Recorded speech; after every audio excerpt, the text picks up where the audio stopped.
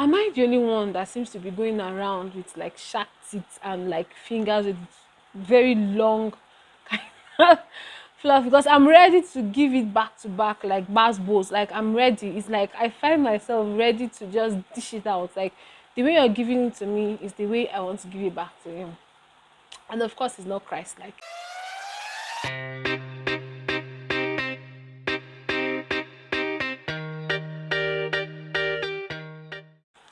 Hi guys, welcome back to my channel. It's your girl Princess. If you're new here, you're welcome. Thank you for tuning in.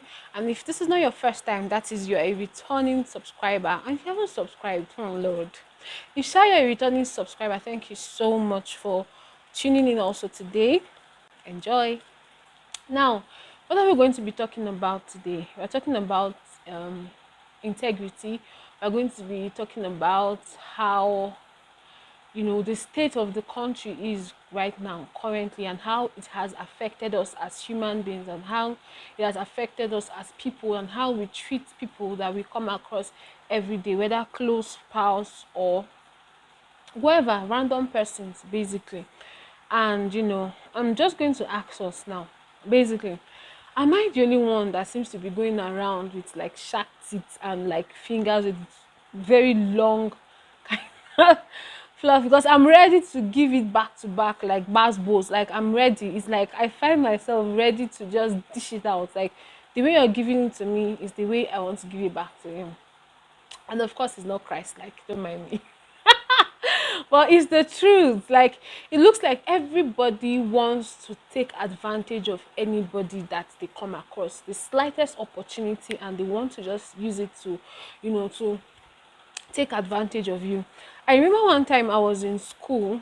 I was in year 3 at the time. I had just moved off camp, so I usually would walk from Umuchima. For those of you that went to Futo, I would walk from Umuchima to the girls hostel, and then pick a bike from girls hostel to the bank, to Senate building. Yes, that's what it was called, to Senate building.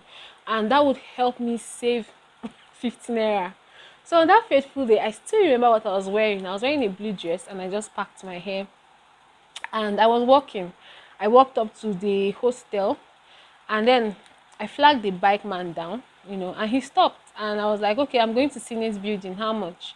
And then he takes a look at me, and I think he told me it was 200 naira or 100 naira. In that instant, I was like, I was angry. I was like, from here to Senate building. I said, do I look like a year one student? It just came out like that. And he now said, oh, that okay, that yes, it's 15 naira. And that was how I entered the bike. And of course, I went to where I was going to. I remember during that period also, we had year one students who were coming in, and I heard some of their stories, and it was really, really, really sad. You would hear people say that, I was trying to get to hostel C from the park. Anybody who went to that school knows that the park is just like here. Then you get to pass, I think, not Futo Market. Futo Market was on this end. I've forgotten what that other area was called, but basically, you just have to follow a park. From the park, just follow a path or something like that, and then you see yourself in the hostel. And I learned that some of these bike men would take these students and just basically take them round the boys hostel, and then find a way to just bring them and drop them at the female hostel and take. I think I heard of a story where the bike man took 300 naira from this lady, and I was very, very angry. And I was like, why would somebody behave in such a manner? Also, I remember being in school very recently at Ife, and I remember one day going to the market. I finished buying my things, so I was trying to get the bike to go back to the house. And of course, I stopped another bike man, and I was like, okay, how much? And he said, goes 150. I was like, 150 from here to this place.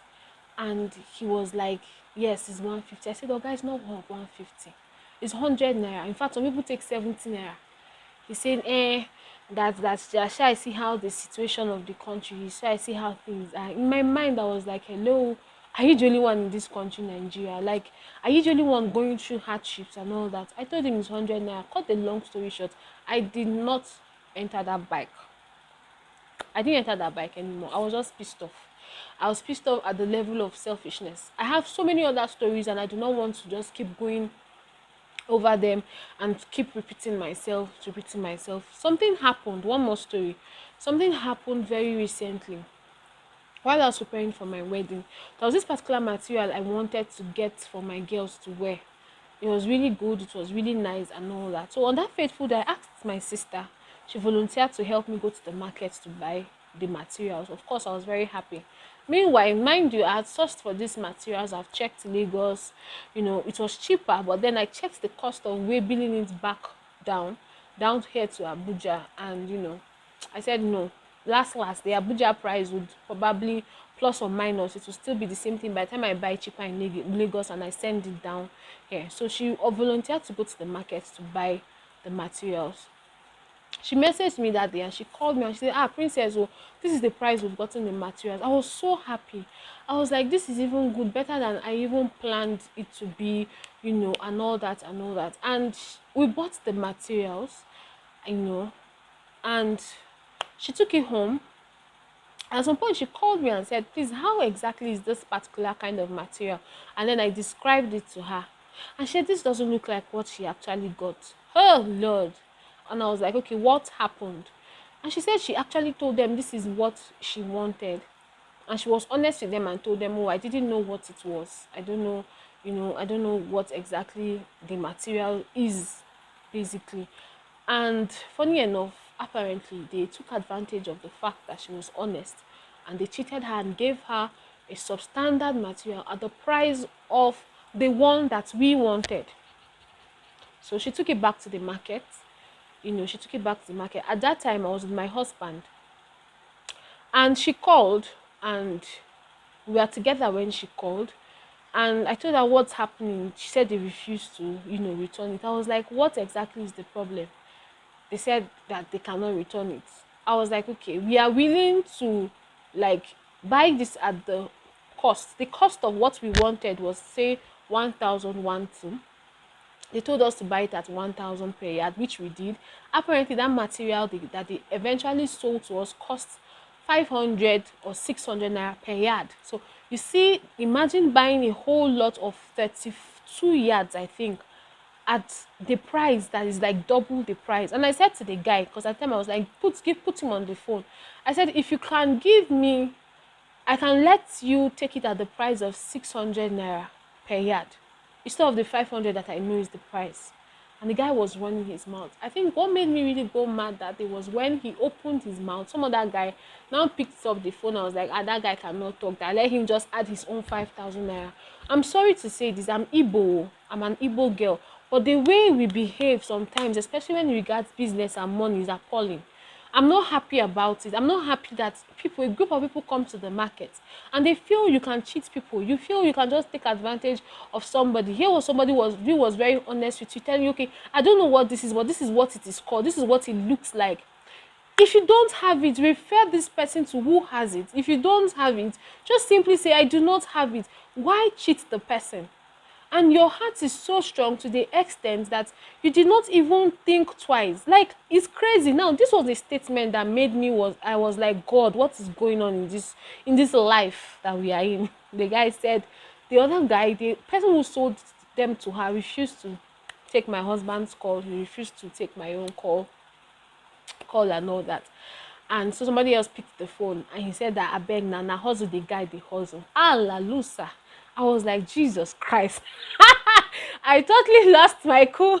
It was my husband that was trying to calm me down.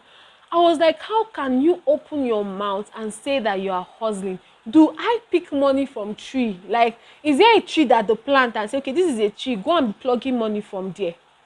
Like, how can people be so insensitive and wicked? I had to text him later.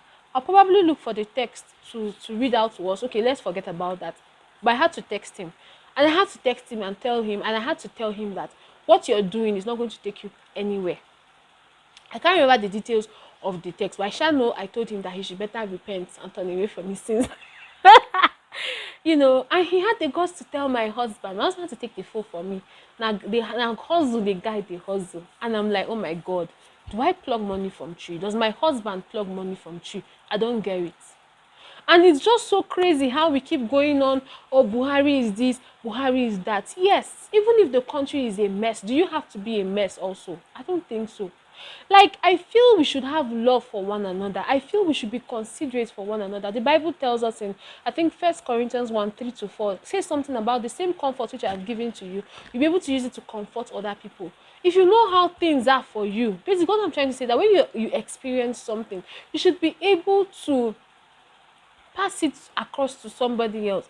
It's difficult for everybody, for most people, except for people we know that are living in their own world and living their own life. But it's difficult for most people. So why do you want to take advantage of the next citizen? Why do you want to take advantage of somebody else that's like you? And that is why I keep saying this thing. Some of the things that we tag on our village people, it is not our village people. Nobody is somewhere blowing your fan. Nobody is somewhere calling your name. Ooh, Tola, ooh, Tola, Tola. No, it is your wickedness. When you hike, when you hike the cost of your goods, when you see that okay, things are somehow, and then you're, because you know that probably you're the only one in that area that provides a certain kind of service or products, you hike the price. Who are you? Are you any better than the man we keep on calling his name and saying is the problem of the country? When are we going to learn to start doing our own part? And the funny thing is that I used to say it whenever I've discovered that somebody has cheated me, because it happens sometimes, no matter how smart we think we are, somebody out there is still going to somehow play on your innocence, or play on your vulnerability, or play on your openness. And that's why these days, that's why I say it's like literally I'm walking around with shark teeth and very long fingers like that of witches. I'm ready to just zoom. I used to ask God to help me. I don't trust anymore. I used to trust people the same way my sister trusted those clothes people. I used to be so trusting, but hello, that princess is gone. Like, it's gone. Because I have come to realize that not everybody is like me, basically. That is just that is just the way it is for me. So that's what I'm just saying. Now, having narrated all these stories, why are we wicked? If you're watching this video and you take advantage of people, if you're watching this video and you lie to people just to take something from them, I knew when I was trying to get this house painted, I was the one handling it and all that. The guy went before me, even if it's God, and told the paint lady to hike the price. Of course, I'm smart. So I knew from his mannerisms when we got there that something was happening. He took me to a place to get fan, and something was, and I eventually did not buy those fans. And I came back to that shop and I told the man, how much are you going to sell these fans for me? Without the guy, of course.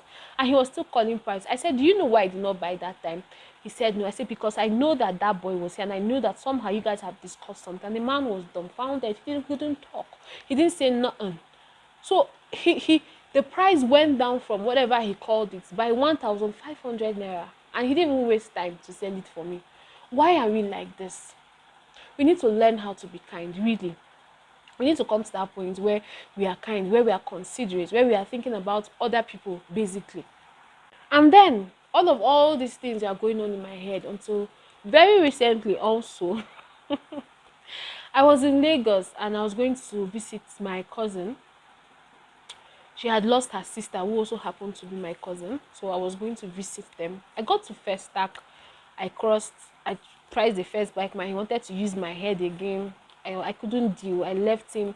I went to another person. I told him, okay, how much?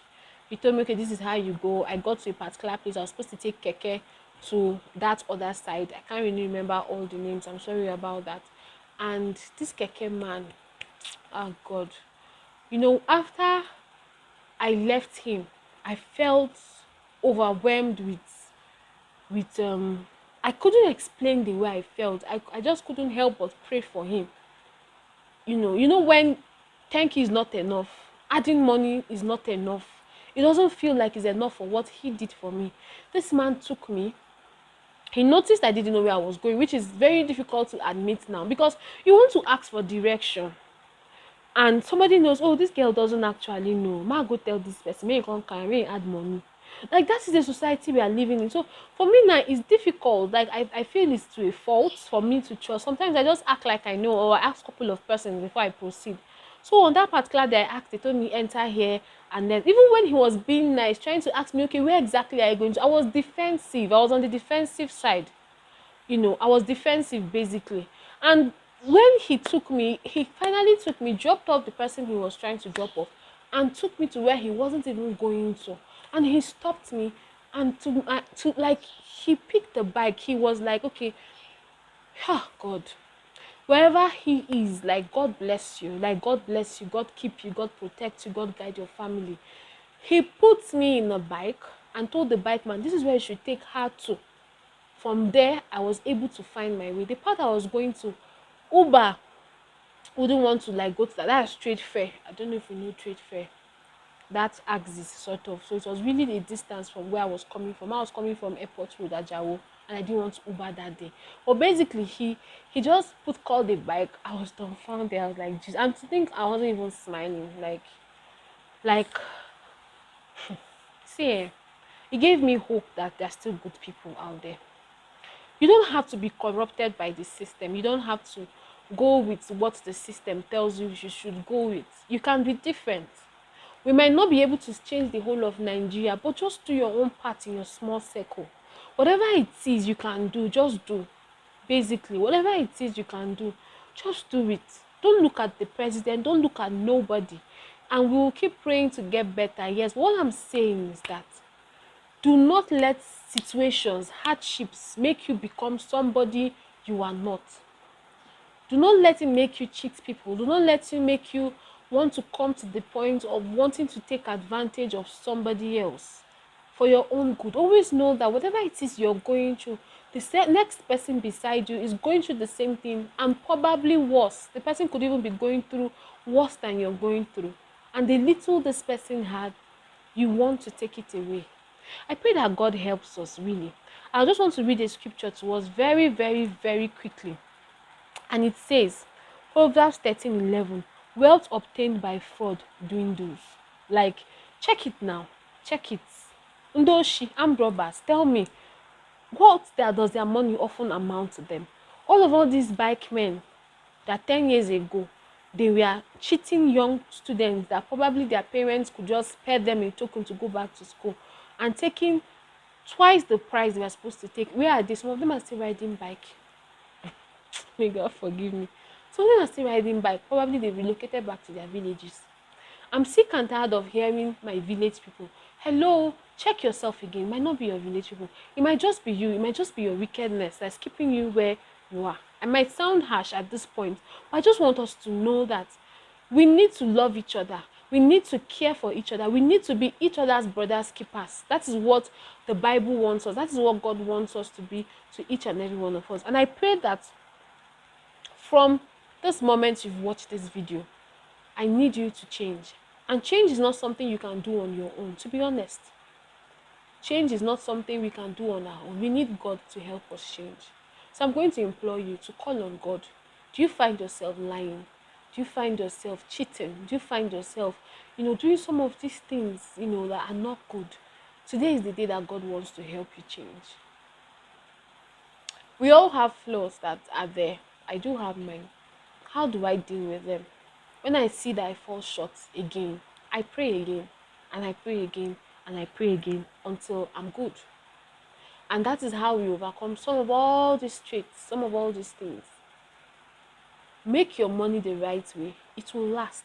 Make your money the right way, it will grow. When you pick up something that doesn't belong to you, find the owner and return it. When you have the opportunity to help somebody by describing the location of a place, do it. You don't need to do anything. When you're given a job, do not go behind the person's back to talk to probably the supplier and tell the supplier, oh, increase the money. Let's be kind. Let's love one another. Let's be gracious. Let us be good. And until the next time, stay good. It's your girl Princess. Please don't forget to click the like button. Don't forget to share.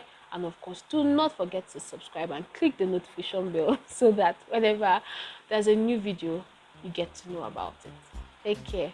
Bye. Love you.